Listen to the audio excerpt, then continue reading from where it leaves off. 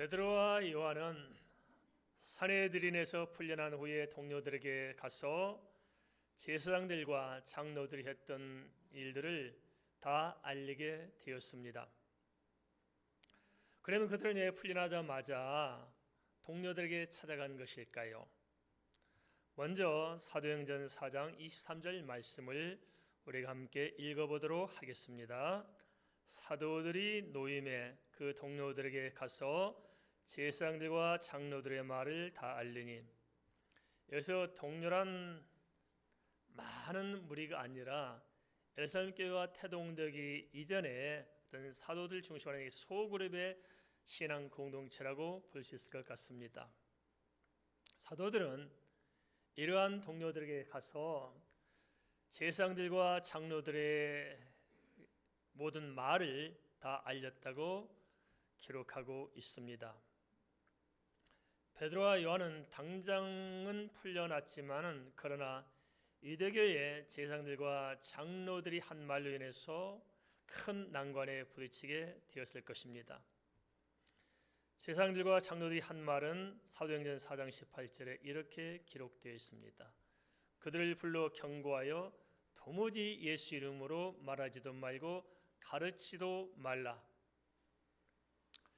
제사장들과 장로들은 다시는 복음을 전하지 못하도록 베드로와 요한을 협박해서 내보냈던 것입니다. 한편으로는 풀려난 기쁨이 있었지만은 또 한편으로는 넘어서야 할 엄청난 위협을 안고 돌아온 것이었습니다. 그렇지만 사도들은 주님께로부터 받은 이 사명, 그것을 결코 포기할 수도 없었고 또 물러설 수도 없었고 본인들도 물러설 마음이 결단코 없었습니다. 그 점을 사도행전 4장 19절에서 20절은 이렇게 기록하고 있습니다. 베드로와 요한이 대답하여 이르되 하나님 앞에서 너희의 말을 듣는 것이 하나님의 말씀을 듣는 것보다 옳은가 판단하라. 우리는 보고 들은 것을 말하지 아니할 수 없다. 그러면 대안은 무엇일까요? 세상적으로 보면 사도들은 갈릴리 어부 출신으로 당시 유대교의 최고의 지도자들인 산헤드린의 제사장들과 장로들을 맞서서 그들을 자극시키며 복음을 전파한다는 것은 심각한 위험을 감수해야만 하는 그런 일이 아닐 수 없었습니다. 조직화되어 있는 유대교 안에 틀을 잡고 막강한 기득권을 가진 종교 세력들과 맞서 싸우기에는 사도들은 너무나 연약했습니다.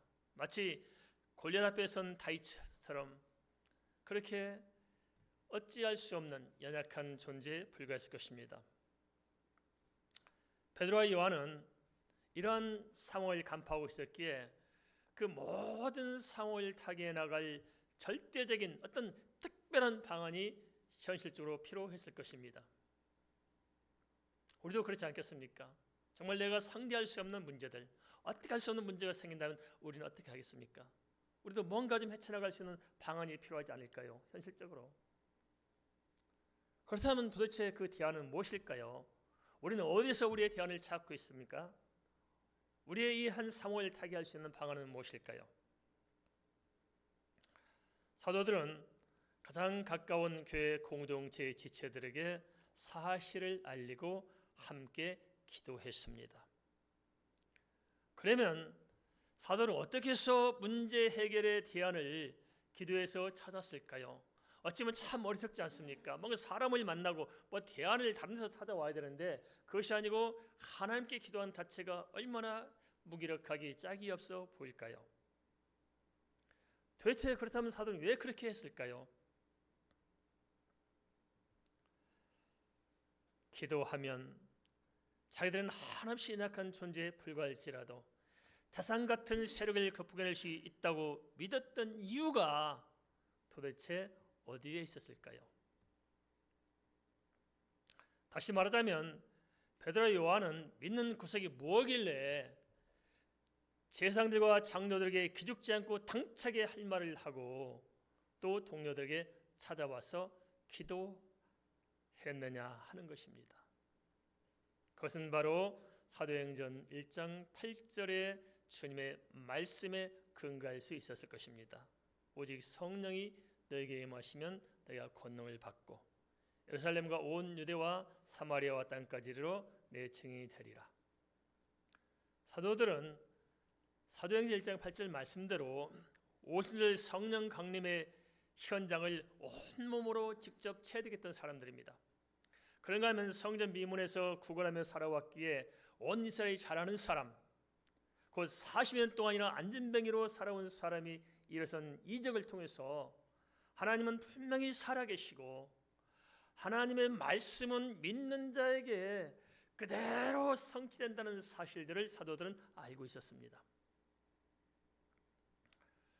그리고 하나님이 자신들과 함께 계심을 알았기에 그들은 기도를 통해서 현실의 문제를 타개하고자 했던 것입니다. 동료들에게 가서 겪은 일들을 알리고 함께 기도함으로써 그들은 그 안에서 새로운 하나님의 손길을 보고 싶어 했을 것입니다. 우리 역시 그렇지 않습니까? 세상적으로 보면 아무런 힘이 없고 아무런 능력이 없을지라도 그 어떠한 현실적인 대책을 우리가 이 세상에서 찾아낼 수 없을지라도 그러나 예수 그리스도 안에서는 우리가 믿는 믿음을 가지고 하나님께 나아갈 수만 있다면 그 안에서 우리는 이 세상의 그 어떤 대책보다도 더 확실한 대책을 우리는 얻을 수가 있을 것입니다. 그러고 보면 이 세상에 어떤 대책이 없다는 것을 우리가 깨닫고 인정할 때, 내 힘으로는 아무것도 할 수 없다고 생각할 때, 정말 온 사방팔방 내가 에워싸서 어떻게 할 수 없다고 우리가 깨달아 알고 있는 그 자리야말로 주 안에서 새로운 길이 열리는 전환점이 아닐까요?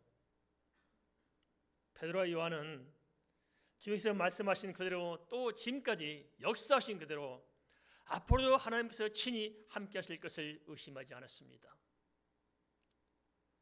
아무런 대책이 없는 사람들에게 가장 확실한 대안은 무엇일까요?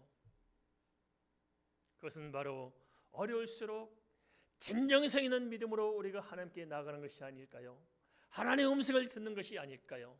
하나님 만나는 것이 아닐까요? 하나님은 살아계시는데 우리는 하나님을 찾지 않고 내 알량한 능력을 의지하고 내 지혜를 의지하며 살려고 하기 때문에 여전히 문제 가운데 허덕이는 것은 아닌지 모르겠습니다. 저는 신학생 때 결혼을 했습니다. 정말 아무런 대책이 없었습니다. 가진 것이라고는 정말 그야말로 아무것도 없는 땡전업 없는 사람이었습니다. 처갓집에 인사를 갔는데 그러대요. 장모님께서 저한테 묻습니다. 뭘 가지고 먹여 살릴 거냐고 물으시대요. 제 사정을 자세히 듣고 보니까 너무너무 한심한 거예요. 아무것도 없고 장가간다 해놓고 뭐 살 방 하나 제대로 구해놓은 것도 없고 뭐 신학생인데 뭘 가지고 먹여 살리겠어요. 그래서 장모님께서 그렇게 말씀하시더라고요.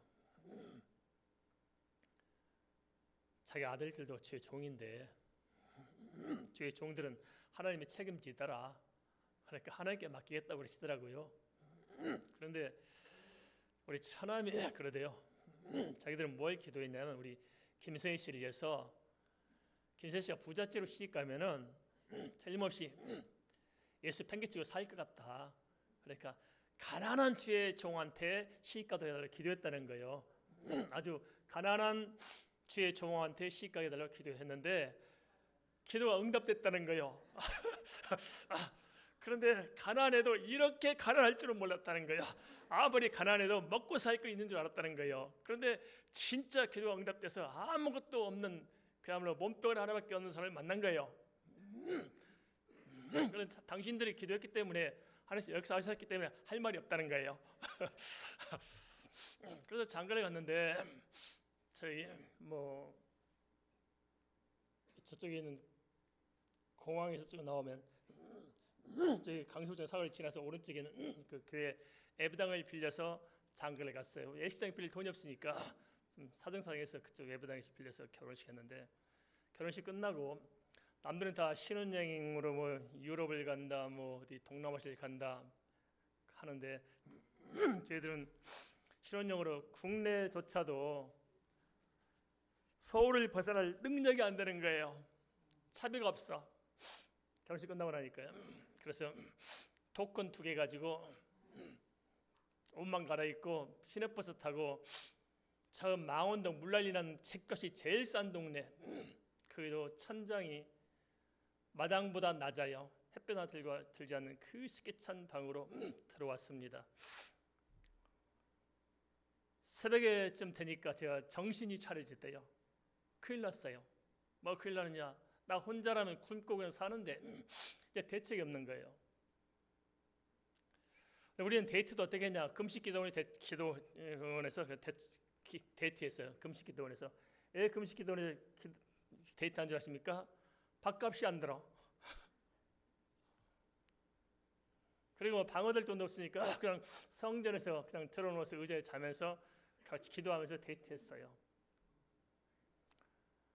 그런데 어떻게든 뭐 그때는 혼자 사니까 나이가 들었기 때문에 결혼해달라고 기도해서 결혼했는데 막상 결혼하고 보니까 정말 큰일 났더라고요. 어떻게 아무런 대책이 없는 거예요. 그래서 새벽에 저 혼자 일어나서 바짓가랑이 하나 걸칠 힘이 없는 거예요. 너무너무 절망스러웠어.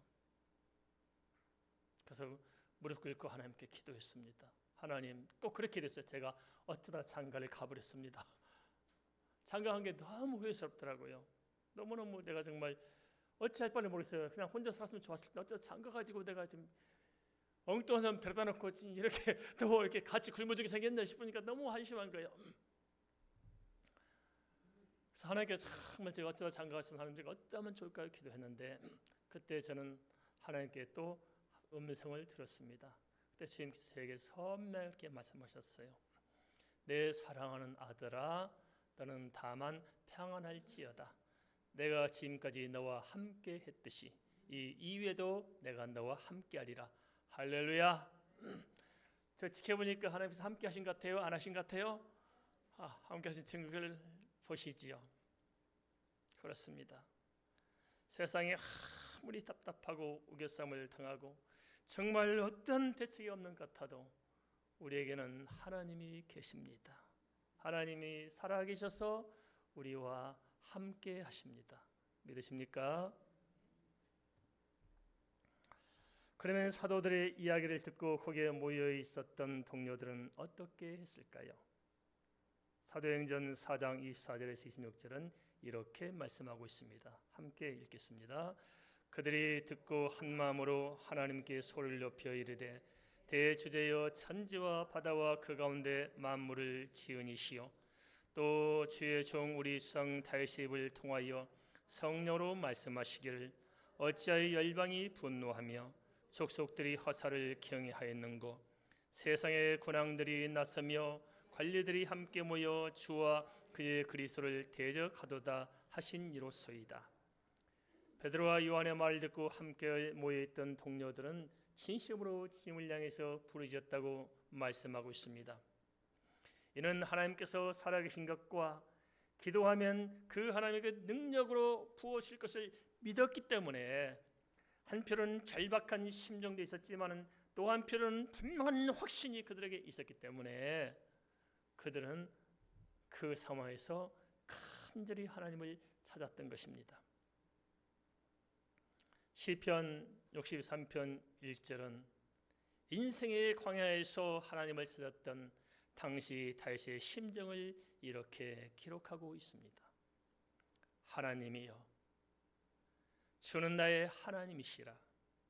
내가 간절히 주를 찾되 물이 없어 마르고 황폐한 땅에서 내 영혼이 주를 갈망하며 내가 육체가 주를 앙모하나이다.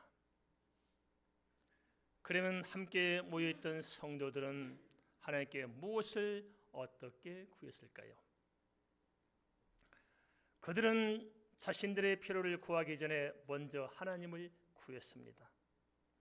말하자면 하나님께서 베풀으실 어떤 단편적인 은혜가 아니라 아예 통째로 하나님 자체를 구했던 것입니다. 말하자면 그렇습니다. 세상에 홀로 버려진 그 아들에게는 당장 옷도 필요하고 당장에 먹어야 할 음식도 필요하고 용돈도 필요할 것입니다. 그래서 옷을 구할 수 있고 음식을 구할 수 있고 용돈을 구할 수 있을 것입니다. 그러나 그 아가 옷을 구한다고 용돈을 구한다고 음식을 구한다고 그것이 매 순간 해결될 수 있을까요? 하지만 가만 생각해보면 정작 그들에게 없는 것은 옷도 아니고 식량도 아니고 용돈도 아니었습니다. 무엇이 없는 것일까요? 부모가 없는 것이 아니겠습니까? 부모가 없는 거예요. 부모를 만나면은 더 이상 그런 것들은 있어도 되고 없어도 되고 그만입니다. 왜냐? 심각한 문제가 되지 않기 때문입니다. 부모가 계시기 때문에 부모가 알아서 일마다 때마다 챙긴 것을 알기 때문에 신경 쓸 필요가 없는 것입니다. 우리도 이와 같지 않을까요? 진정 하나님을 만난다면 하나님이 내 아버지라는 사실을 우리가 믿고 의심 없이 내 인생을 통째로 그분께 맡긴다면 정말 주님이 나의 아버지로 나와 함께 하시고 내가 주 안에 주님이 내 안에 있기만 한다면 이 세상이 어떠한 문제든지 더 이상 그것은 문제될 필요가 없는 것입니다. 진리 안에서 우리는 자유할 수가 있다는 것입니다. 그러기에 그들의 기도에는 하나님의 살아계심과 하나님께서 하신 말씀과 그 말씀들이 그대로 성취되고 있음을 알고 믿는 확실한 신앙을 먼저 고백할 수밖에 없었을 것입니다. 사도행전 4장 24절에서 26절의 내용을 다시 정리하자면 그렇습니다. 첫째, 하나님께서는 대주제시요 천지와 바다와 그 가운데 만물을 지으신 분이라는 것입니다. 믿으십니까? 둘째는 당시에 벌어지고 있는 모든 상황, 곧 열방과 족속과 세상의 군왕들과 관리들이 세상이 했던 영화를 위해서 예수 그리스도를 십자가에 매달아 죽이고 이제는 제자들이 예수 그리스도를 전한다는 때문에 그들을 핍박하고 대적하고 있다는 것입니다. 하지만 그 모든 일은 이미 하나님께서 성령으로 다윗의 입을 통해서 예언하신 그대로 이루어지고 있는 것이라고 고백하고 있습니다. 다시 말하자면 이 세상의 모든 일들의 주관자가 누구냐? 바로 하나님이시라는 것입니다. 하나님의 모든 주권 속에서 이루어지고 있는 일이지 하나님의 주권을 벗어나서 되어진 일이 어디 있겠냐는 것입니다. 우리도 그러지 않을까요? 우리 생각 이것이 사람의 일처럼 보이고 이것이 환경의 문제고 이것이 내 자신 안에 있는 문제라 생각할지 모르지만은 그러나 아닙니다. 모든 인생의 생사화복은 하나님의 큰 틀 안에서 하나님의 주권 속에 있다는 것입니다. 주님의 사명을 감당하다가 겪게 되는 개인적인 시련이나 전체적으로 예수 그리스도를 핍박하는 시대 상황이나 참으로 이태롭고 절박하고 두려울 수는 있었겠지만 그러나 이 모든 형편과 처지 역시도 하나님의 주권 속에 있었음을 제자들은 잘 알고 있었던 것입니다. 기대와 달리 심각해져가는 현 상황만 바라보면 누구나 염려가 생길 수 있을 것입니다. 그렇지만 어떤 처지와 어떤 형편에 내몰린다 할지라도 믿음을 잃지 않고 내 인생의 주관자, 인류의 역사의 주관자이신 하나님을 우리가 다시 바라볼 수만 있다면 거기는 분명 뚜렷한 소망이 있지 않겠습니까? 로마서 8장 31절에서 32절은 이렇게 말씀하고 있습니다. 그런즉 이에 대하여 우리가 무슨 말하리요? 만일 하나님이 우리를 이해하시면 누가 우리를 대적하리요? 자기 아들을 아끼지 아니하시고 우리 모든 사람을 위해 내주시니가 어찌 그들과 함께 모든 것을 우리에게 주시지 아니하겠느냐? 그러고 보면 어려운 상황 가운데서 방황하고 짓눌려 사는 것은 어떤 대책이 없어서가 아니고 기도하지 못하는 것 때문이 아닐까요?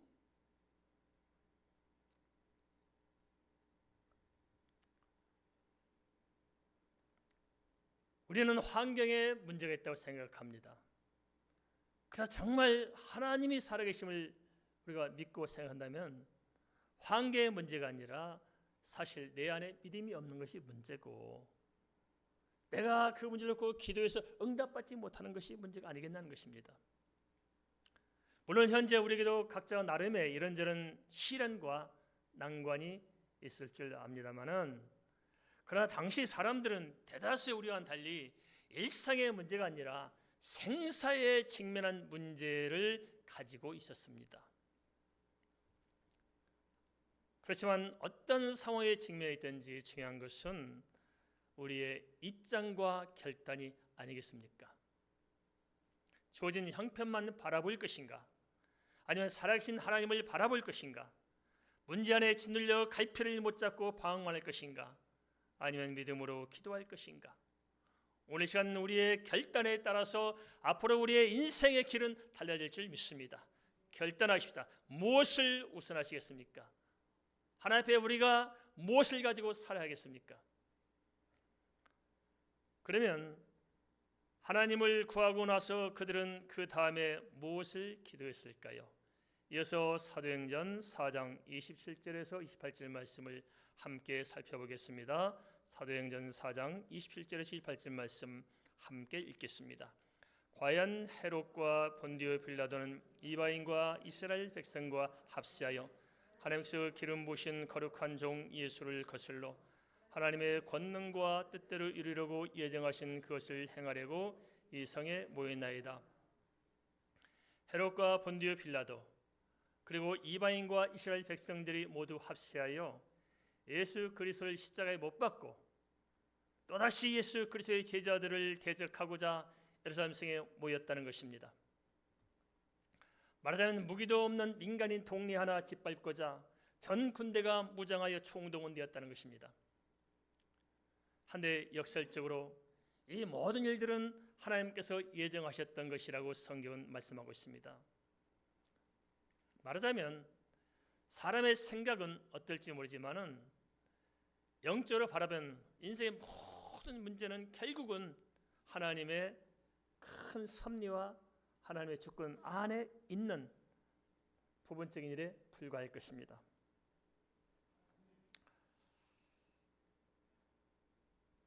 하나님께서 하신 일은 참 오묘해서 사람이 다 측량할 수 없는 것이 아닌가 싶습니다.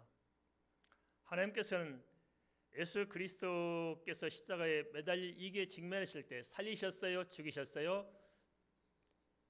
죽이셨어요. 십자가에. 왜 살릴 수 있는데 죽이셨을까요? 좀 그렇잖아요. 하나님의 능력이 어디 있어요? 좀 막아서서 살려야죠. 그런데 죽도록 내버려 두셨어요.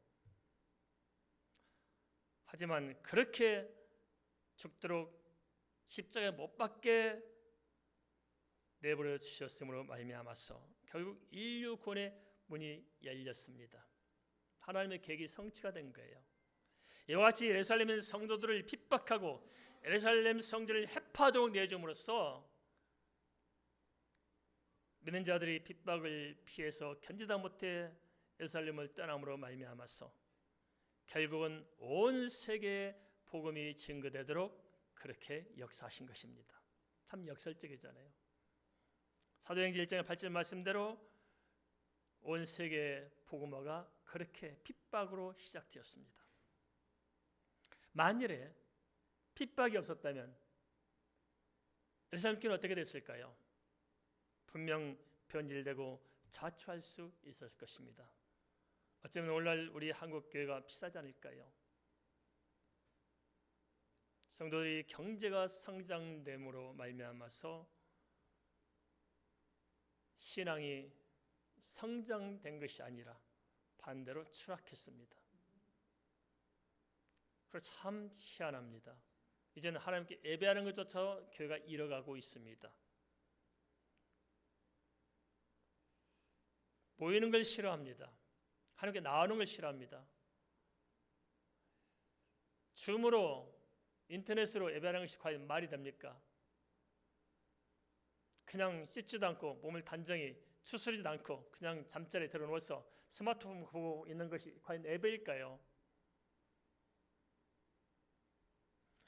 이런 자세, 이런 중심 속에 무슨 하나님의 은혜가 있고 무슨 하나님의 역사가 있고 무슨 기적을 체험할 수 있고 그 안에 어떤 역동적인 신앙의 성장이 있을 수 있겠습니까?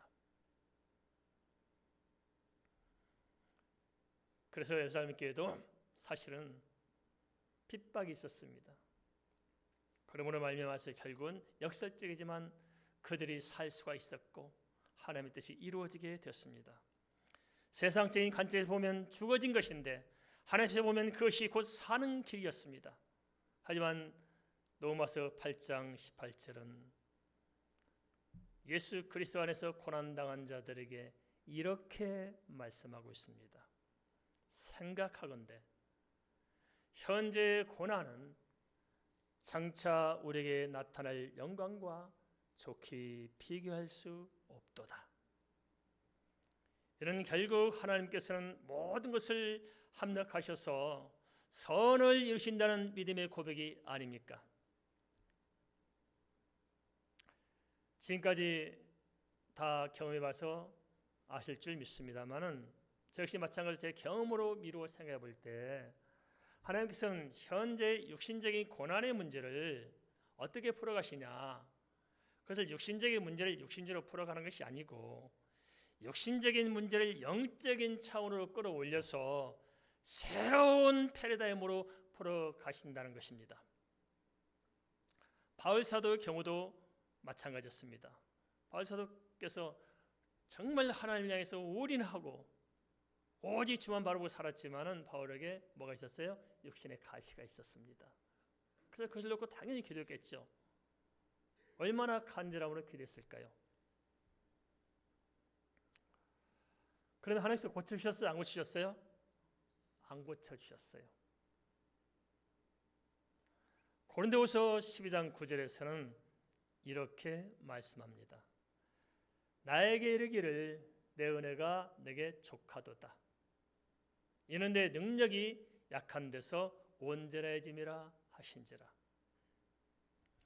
그렇지만 하나님께서는 바울 사도에게 당대의 최고의 의사인 누가를 붙여주셔서 바울이 자고하지 않고 하나님의 사명에 올인하도록 역사하여 주신 것입니다. 만일 바울의 육체의 가시가 뽑아졌으면 어떡할까요? 자칫하면 자고할 수도 있었을 것입니다. 그러나 그건 그대로 내버려뒀어요. 그래서 하나님께서 어떻게 응답하셨어요? 그보다 더 나은 방법으로 새로운 차원에서 바울에게 역사하셔서 바울이 바울로서 살아갈 수 있는 모든 것을 하나님께서 주신 것입니다. 표면적으로 문제가 해결되지 않은 것 같았는데 사실은 새로운 패러다임으로 문제를 해결해 주셔서 결과적으로는 더 나은 하나님의 계획을 완벽하게 성취하신 것입니다. 이것이 하나님께서 우리를 인도해 가시는 방법입니다. 우리는 눈앞의 현실, 내 생각을 가지고 작은 것을 구할지 모르지만 그러나 하나님은 더 큰 것으로 역사하셨습니다. 아브라함도 그렇지 않을까요? 아브라함 내 재산이나 물려줄, 내 가문을 물려줄 아들 하나를 구했지만 하나님께서 아닙니다. 아들 안 주셨어요. 그래서 절대 자식을 낳을 수 없도록 사라가 경수가 끓을 때까지 기다려서 약속한 이삭을 주셨어요. 하나님은 더 크고 더 창대한 관점에서 역사하신 것입니다. 이게 하나님의 방편이었어요. 그러게 중요한 것은 무엇일까요? 그것은 하나님께서 나를 아시느냐 모르시느냐 하는 것이 아닐까요? 하나님께서 나를 아느냐 모르냐, 하나님께서 나를 기쁘게 여기시느냐 아니냐 하는 것이 중요한 것이 아니냐는 것입니다. 과연 나는 하나님 앞에서 어떤 사람일까요? 하나님 나를 보시기에 뭐라고 말씀하실까요? 이것이 중요하지 않을까요? 우리가 끝까지 예수 그리스도 안에서 하나님을 신뢰하기만 한다면 하나님께서는 결코 우리를 떠나지 않고 반드시 최선의 길로 인도하실 것입니다.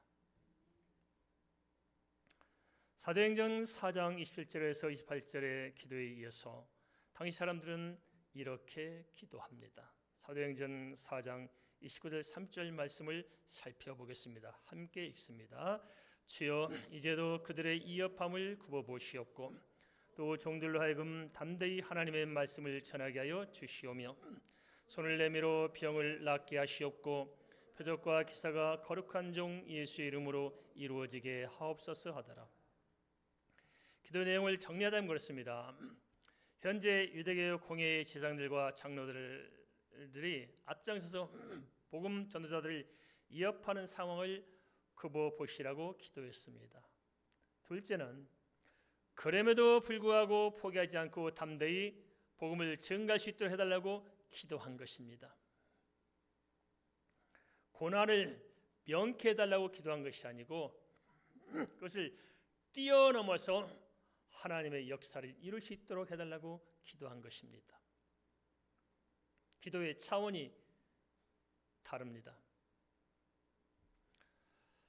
말씀을 담대히 전하게 해달라는 것이나 손을 내밀어 병을 낫게 해달라는 것이나 표적과 기사가 예수 이름으로 이루어지게 해달라는 것이나 다 하나같이 복음을 증가하게 해서 그 하나님의 도우심을 좀 부어달라는 것입니다. 하나님의 도우심이 필요했던 것입니다. 한데요, 마태복음 6장 33절은 이렇게 말씀하고 있습니다. 그런즉 너희는 먼저 그의 나라와 뭘 구하라고요? 그를 구하라. 그리하면 이 모든 것을 어떻게 한다고요? 너희에게 더하시리라.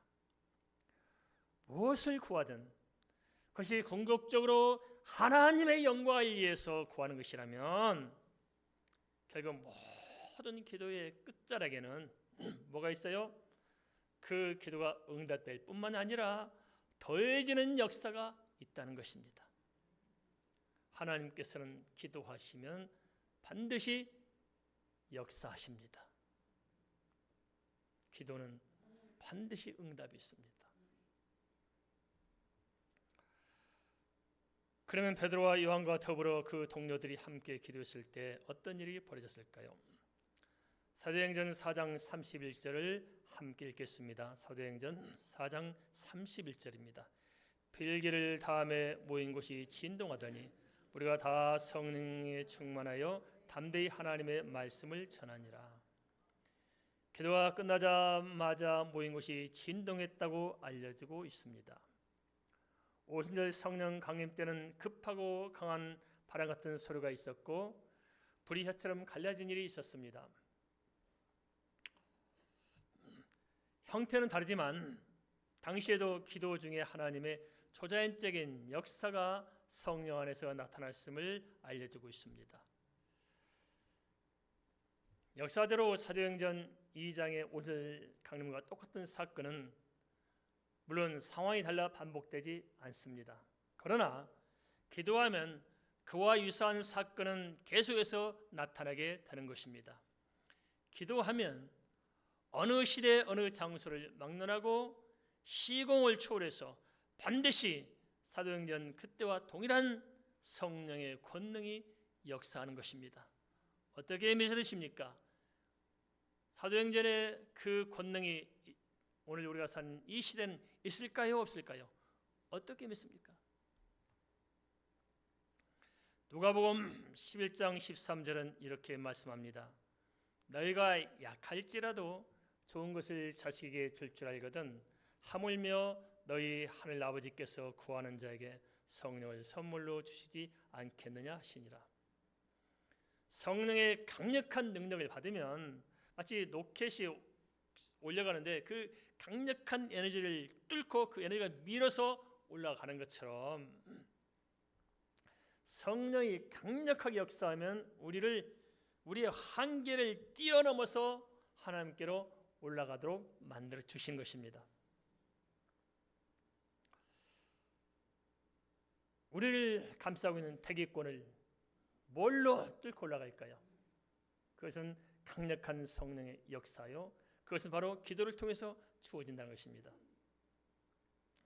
지금까지 여행을 다니면서 저는 가장 기억에 남는 장면 하나를 꼽으라면 그렇습니다. 여름철이었던 것 같아요. 인천공항에서 밤중에 비행기를 타고 북경으로 갈 때였습니다. 당시 한국은 비가 많이 와서 장마철이라 비가 막 엄청 쏟아지기 시작했습니다. 그런데 간신히 비행기가 올라서자마자 지상에는 난리가 났습니다. 엄청난 폭우가 쏟아지고 그냥 천둥치고 그냥 벼락이 치고 번개가 번쩍번쩍 난리가 난 거예요. 그런데요, 우리가 비행기를 타고 그 구름 위로 딱 올라가서 보니까 전혀 다른 세상이었습니다. 밤이라 달빛이 탁 비치는데요, 구름 위를 바라보는데 정말 산의 모습, 강의 모습, 들판의 모습, 완전히 환상적인 세계가 펼쳐지는데 아름다워도 이렇게 아름다울 수 있을까? 게다가 지상에서는 벼락치고 그러면 난리가 날 텐데 위에서 바라보니까 벼락이 탁 치고 하면 번개가 쫙 왔다 갔다 하는데 완전 레이저 쏘도 그렇게 멋진 레이저 쏘가 없는 거예요. 기가 막힌 장관이 펼쳐지고 있었습니다.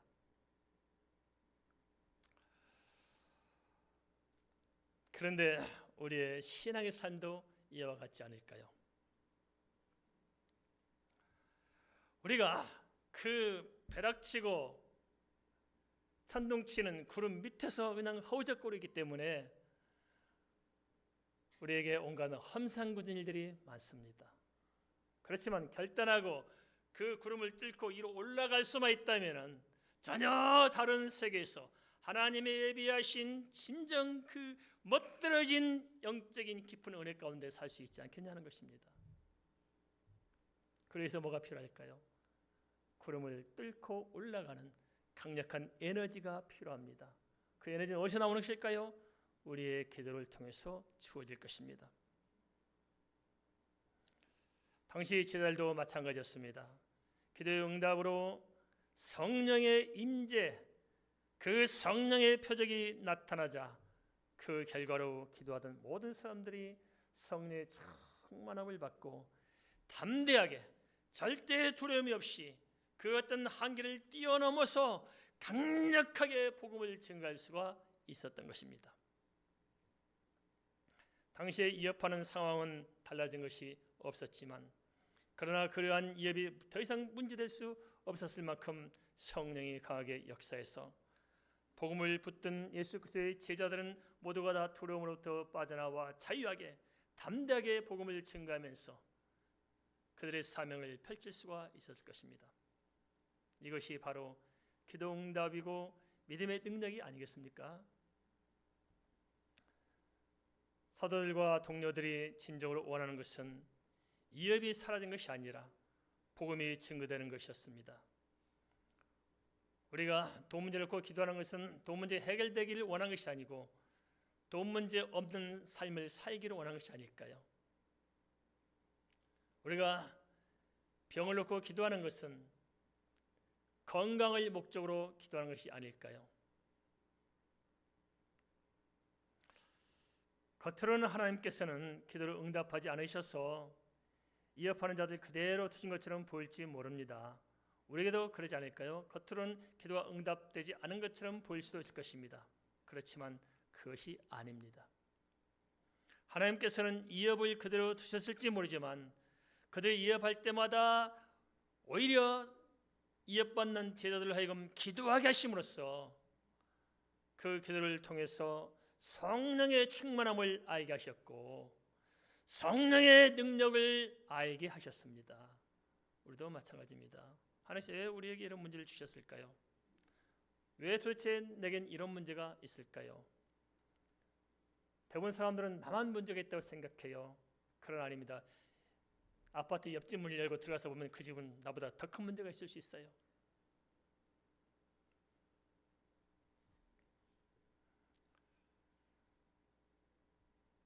그렇지만 예수 믿는 사람들에게 있어서 문제는 문제가 아닙니다. 믿으십니까? 문제가 복입니다. 할렐루야. 그 문제를 통해서 우리는 기도하고 그 문제를 통해서 우리는 다시 한번 하나님을 찾게 되고 그 문제를 통해서 내 자신을 돌아보고 죄를 떨치고 거룩해지고 죄의 능력으로 붙들리고 그 에너지가 모여서 우리는 오히려 우리 인생의 패러다임 자체를 바꿔내서 우리를 짓누르는 그 한계를 뚫고 나와 위대한 생애, 의미 있는 생애, 가치 있는 생애, 보람 있는 생애, 그곳 창대한 삶을 살 수가 있는 것입니다.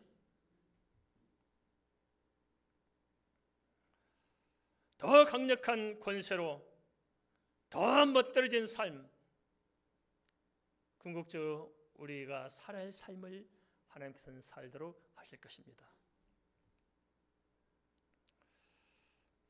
우리가 기도한다면 당시 제자들처럼 우리 역시 성령의 충만함을 받게 될 것이고 하나님께서 살아계셔서 우리의 기도를 들으시는 분이라는 사실, 그리고 우리와 항상 함께 하시는 분이심을 명확히 깨달아 알게 될 것입니다. 나아가 세상에 있는 어떤 문제든 그것을 충분히 극복해낼 수 있도록 우리에게 능력을 부으실 뿐만 아니라 오히려 그 문제를 통해서 문제 가운데서 하나님이 살아계심을, 하나님의 영광을 드러내실 것입니다. 그리고 나를 짓눌리는 그 모든 것을, 나를 억압하는 그들에게 내 잔이 넘치도록 하실 것입니다.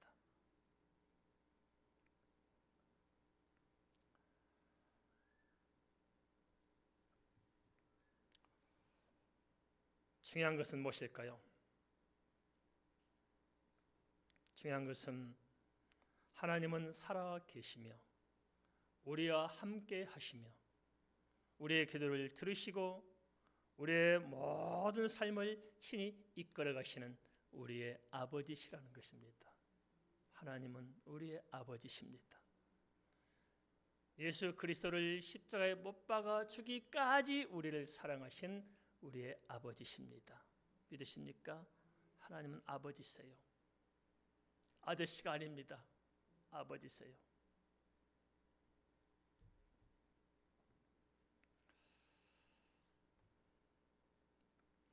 모든 것은 따라서 하나님의 주권 안에 있음을 잊지 마시기 바랍니다. 이 모든 문제는 하나님께서 이미 아시고 하나님께서 친히 간섭하고 계시는 하나님의 큰 틀, 그 주권 속에 있다는 것입니다. 하나님의 주권을 벗어나 있는 것이 아무것도 없습니다. 우리는 목마를 때마다 어쩌면 물을 구할지 모릅니다. 그러나 진정으로 예수 그리스도 안에서 하나님을 찾고 성령 안에서 우리가 하나님께 기도한다면 하나님께서는 물 한 바가지가 아니라 영원히 목마르지 않을 생수를 우리 안에서, 내 속에서 터뜨려 주실 것입니다. 내 안에 생수가 샘솟게 하실 것입니다. 그리고 하나님께서는 이런저런 선물이 아니라 아예 천국의 열쇠를 우리에게 통째로 맡겨 주실 것입니다. 무엇을 선택하시겠습니까? 오늘 이 시대를 살아가는 우리의 삶의 현장에서 우리는 어떻게 결단해야 할까요? 사랑하는 성도 여러분, 다시 한번 사도들처럼 주의 성령 앞에 설 수 있기를 주의 이름으로 축원을 드립니다. 우리의 말씀 생각하면서 함께 기도하겠습니다.